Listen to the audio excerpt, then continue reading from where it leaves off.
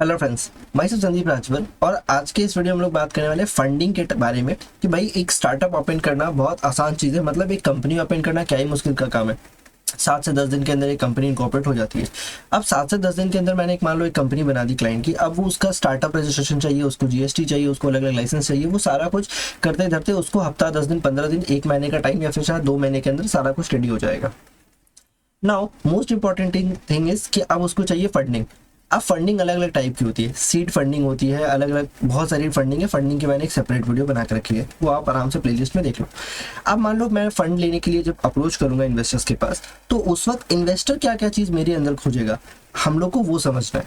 ठीक है, एक बार वो चीज़ आप क्लियर हो गया कि भाई क्या क्या चीज़ एक इन्वेस्टर को चाहिए, अगर आपका बिजनेस वो सारी अपॉर्चुनिटी को फुलफिल कर रहा है, इन दैट सिनेरियो बॉस आपका इन्वेस्टर आप में इंटरेस्ट लेगा और वो आपको डेफिनेटली फंड प्रोवाइड करेगा। ठीक है, तो एक बार अपने स्क्रीन पे चलते हैं।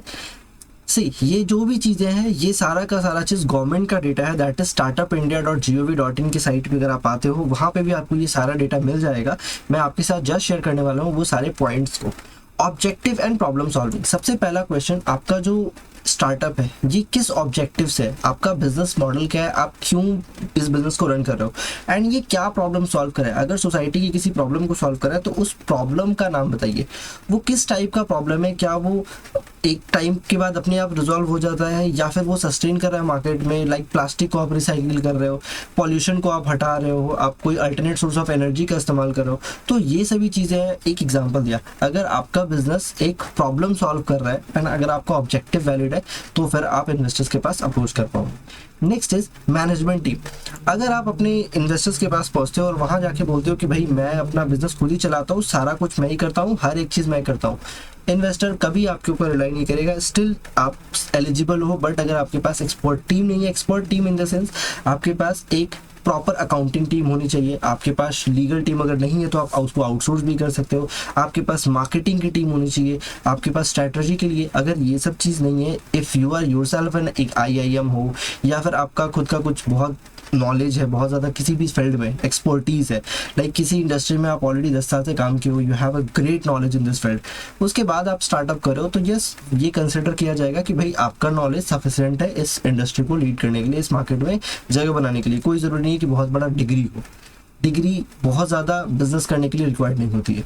ठीक है, मार्केट लैंडस्केप, मार्केट का साइज क्या है। ठीक है, आपका मार्केट का साइज क्या है, आपको पता होना चाहिए कि भाई मेरे मार्केट में टोटल इतने कंपनीज है, इतनी कंपनियों में इन कंपनियों का इतना शेयर है, ये कंपनियां चाहे तो मार्केट को कंट्रोल कर सकती हैं, हमारा स्टेक क्या है, हम मार्केट में किस प्लेस पे हैं, हम मार्केट को किस तरीके से मैनिपुलेट कर सकते हैं, या फिर मेरा औकात क्या रहेगा इस मार्केट में। सिंपल फंडा।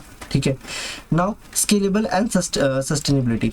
कुछ बिजनेस स्केल ऐसे होते हैं जो कुछ शॉर्ट टर्म के लिए होते हैं लेकिन बहुत फास्ट ग्रोइंग होते हैं, शॉर्ट टर्म रहेंगे बहुत ज़्यादा अच्छा ग्रो करेंगे, वैसा है।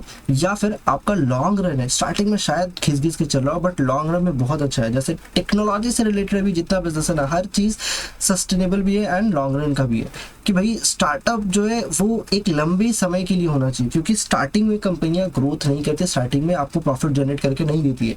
जो ट्रेडिशनल मीन्स है बिजनेस का, वो आपको स्टार्टिंग फर्स्ट डे से ही आपको प्रॉफिट जनरेट करके देते हैं, but startup generally starting days में प्रॉफिट जनरेट नहीं करती। ठीक है, तो यहाँ पे होता है सस्टेनेबिलिटी, क्या वो बिजनेस सस्टेन कर पाएगा अपने आप को मार्केट में, क्या वो बिजनेस लॉन्ग रन चल पाएगा, क्या वो प्रॉब्लम जो है वो लॉन्ग रन तक रहेगी, क्या उस प्रॉब्लम को सॉल्व करने के लिए आप इतनी कैपेबल रहोगे उस टाइम तक। तो ये आपको देखना है। Customer and suppliers.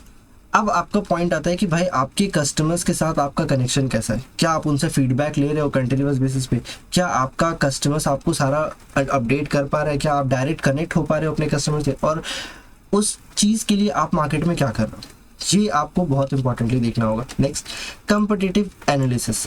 आपका जो कॉम्पिटिटर है, अब भाई मान लो मैं बिस्किट बनाता हूँ, सपोज इन दैट सिनेरियो मेरा तो सीधा ब्रिटानिया के साथ कंपटीशन नहीं होगा, मेरा तो सबसे पहले लोकल एरिया में क्या क्या है, कोलकाता में कौन कौन से बिजनेस है उनके ऊपर फोकस होगा। तो उस कोलकाता मेरे इस एरिया में क्या क्या बिजनेस पे कौन कौन से कॉम्पिटिटर हैं, क्योंकि मेरा मार्केट कौन खाएगा, वो लोकल का बंदा खाएगा, इंटरनेशनल बंदा नहीं आने वाला मेरे मार्केट को खाने के लिए। ठीक है, तो मेरा जो मार्केट बर्बाद करने वाला है वो है लोकल का बंदा, तो लोकल के साथ मेरा बिजनेस का एनालाइज, उसका सेल अगर डिप कर रहा है तो मेरा भी सेल डिप कर रहा होगा, तो आखिर रीज़न क्या था, या फिर अगर उसका डिप किया है और मेरा ग्रो किया है तो उसका रीज़न क्या है। आपके पास हर एक पॉइंट का रीज़न होना चाहिए और वैलिड रीज़न। ये सारे रीज़न आपको पहले प्रिपेयर करने पड़ते हैं। ये सारा प्रिपेयर करने से पहले आपको पूरा एकदम वेल ट्रेंड होके जाना पड़ता है इन्वेस्टर्स के सामने। हर एक पॉइंट क्या पॉसिबल क्वेश्चंस है इस चीज़ से रिलेटेड, सारे वर्ड प्रिपेयर होते हैं, उसके आंसर्स प्रिपेयर होते हैं, एंड देन आप इन्वेस्टर्स के सामने रिप्रेजेंट करते हो कि भाई ये चीज़ है तो इसका रीज़न ये था।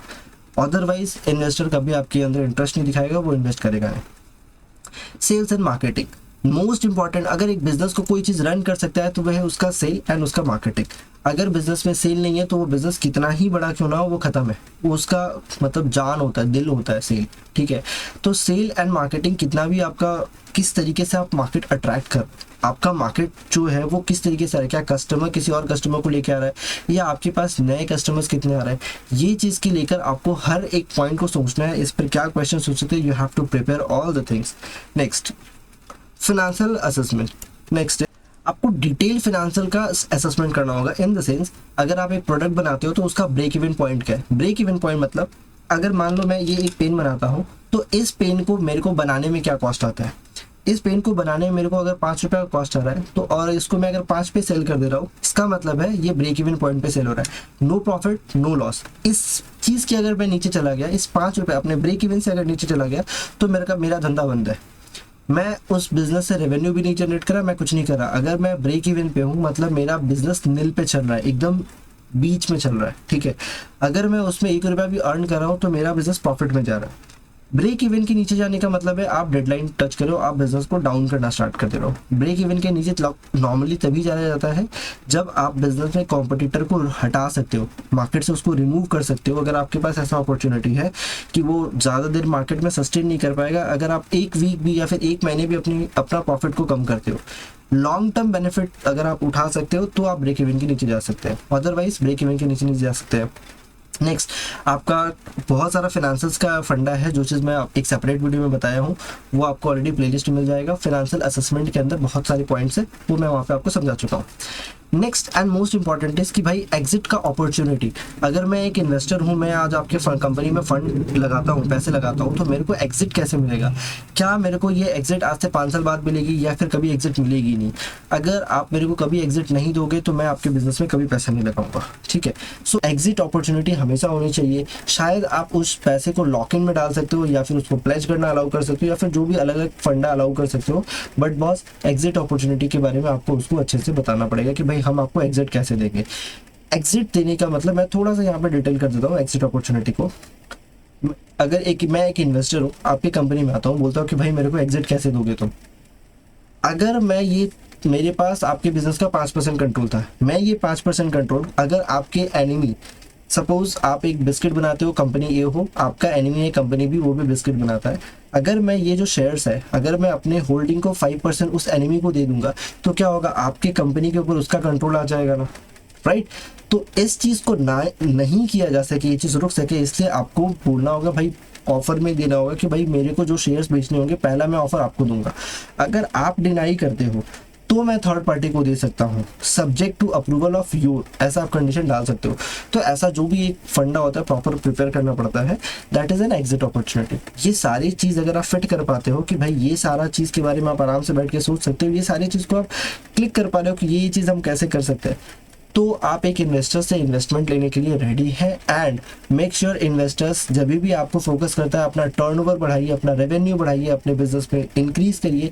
अगर आप सिर्फ और सिर्फ रेवेन्यू के ऊपर बढ़ा रहे हो, अपना बिजनेस को सिर्फ उसका अपना टर्नओवर बढ़ा रहे हो, तो वहाँ पे आप बहुत ज़्यादा ग्रोथ नहीं कर रहे हो। आप रेवेन्यू टर्नओवर बढ़ाने का कोई मतलब नहीं बनता है अगर आप प्रॉफिट जनरेट नहीं कर रहे हो। कोई भी बिजनेस बिना प्रॉफिट का लंबे समय तक नहीं चल सकता है। बेस्ट एग्जांपल इज बायजूस, क्या हाल था, बिजनेस बहुत अच्छा था, रेवेन्यू बहुत ज़्यादा ग्रो किया, बहुत तगड़ा रेवेन्यू था, बट बॉस प्रॉफिट जनरेट नहीं कर रहा था वो। आज स्थिति आप देख सकते हो, राइट। तो रेवेन्यू के ऊपर बहुत ज़्यादा फोकस नहीं करना, यू हैव टू, आपको एक सस्टेनेबल अप्रोच लेकर चलना है, इन्वेस्टर्स को भी ध्यान में रखते हुए चलना है और कंपनी को लॉन्ग रन का भी प्लान करते हुए चलना है। यू हैव टू प्लान कि यस मेरा बिजनेस है, मेरे को लॉन्ग रन भी लेके जाना है। इन्वेस्टर्स क्यों बोलते हैं रेवेन्यू बढ़ाओ, जैसे ही आप रेवेन्यू टर्नओवर बढ़ाते हैं ना, आपकी कंपनी का वैल्यूएशन होता है, वो वैल्यूएशन होता है आपके मार्केट साइज के ऊपर कि भाई कंपनी का मार्केट साइज क्या है, कस्टमर बेस क्या है, बेस्ड ऑन दैट उससे कंपनी का वैल्यू बढ़ता है। अब जैसे ही कंपनी का वैल्यू बढ़ेगा, आज के डेट पे अगर 100 रुपया था, कल को वैल्यूएशन हुआ, ठीक है, आपने रेवेन्यू बढ़ाया, टर्नओवर बढ़ाया, आपका वैल्यूएशन होगा और 100 रुपया हो गया 200 रुपया, तो उस इन्वेस्टर ने कितने कमाए, 200 रुपये कमाए। लेकिन द फैक्ट इज, क्या कंपनी ने प्रॉफिट जनरेट किया है? Answer is no. आपने कितना कमाया? 0। समझ में आया? अगर रेवेन्यू जनरेट हो रहा है तो उस शेयर्स का वैल्यू बढ़ रहा है। आप कमाओगे कब? अगर आप उस कंपनी को बेच देते हो, आप किसी थर्ड पार्टी को बेच देते हो, कोई और कंपनी उसको एक्वायर कर लेता है, तो आप भी उस 100 की जगह 200 रुपये कमाते हो। बट इन दैट सिनेरियो आप कंपनी को कंट्रोल खो दोगे, जो कि आप नहीं चाहते हो। आप उस कंपनी को लॉन्ग रन में रखना चाहते हैं, राइट? तो ये चीज़ का एकदम ध्यान रखना है कि जब भी कंपनी में सिर्फ और सिर्फ रेवेन्यू बढ़ाने की बात आ जाए कि भाई रेवेन्यू तो बढ़ा, प्रॉफिट नहीं निकल रहा है फिर भी रेवेन्यू बढ़ा, तो एक बार सोच लेना कि अगर मैं रेवेन्यू बढ़ाता हूँ तो कल को मेरी कंपनी, मेरे बिजनेस का मार्केट तो इंक्रीज हो जाएगा, शेयर्स का वैल्यू बढ़ जाएगा बिकॉज मार्केट बढ़ रहा है। इन्वेस्टर अपना पैसा लेकर निकल लेगा, फंसेगा कौन? आप। ठीक है, तो ये स्ट्रैटेजी को एक सस्टेनेबल अप्रोच के साथ चलना है। कंपनी अगर प्रॉफिट कर रही है, बेसिक प्रॉफिट भी कर रही है, you have to move accordingly. Okay, business में मेंटोरशिप आपको सामने वाला बंदा ऑब्वियसली देगा, लेकिन उस मेंटोरशिप के बेसिस पे अगर आप सिर्फ आंख बंद करके चलते हो तो ज़रूरी नहीं कि सक्सेस मिलेगी, क्योंकि उसको जिस रास्ते से सक्सेस मिली थी, ज़रूरी नहीं कि हर बिजनेस मॉडल उसी रास्ते में सक्सेस होगा। ठीक है, तो आपको अपना ब्रेन यूज़ करना है। रिस्क उठाने से पहले रिस्क को असेस करना सीखे कि उस बिजनेस में क्या क्या रिस्क आ रहा है। ठीक है, अपार्ट फ्रॉम दैट, अगर आपका कोई भी क्वेश्चन है इन्वेस्टर्स से फंड लेने से पहले, फंडिंग अप्रोच कर रहे हो उसके पहले इन इंडिया, सो आप डेफिनेटली कनेक्ट कर सकते हैं। नीचे गूगल का फॉर्म है, आप फिलअप कर सकते हो। उसको मैं एक्सप्लेन कर सकता हूँ कि भाई आप फंडिंग लेने लायक हो नहीं हो, कंप्लायंसेस वगैरह क्या रिक्वायर्ड है क्या नहीं रिक्वायर्ड है, वो सब मैं आपको समझा सकता हूँ। ठीक है, and that will be for first call, free of cost. And then आपको जो भी छोटा मोटा डाउट है उसके लिए तो मैं जिंदा हूँ, मैं बता ही दूंगा। कमेंट सेक्शन जिंदाबाद है। मिलते हैं नेक्स्ट वीडियो में। जय हिंद।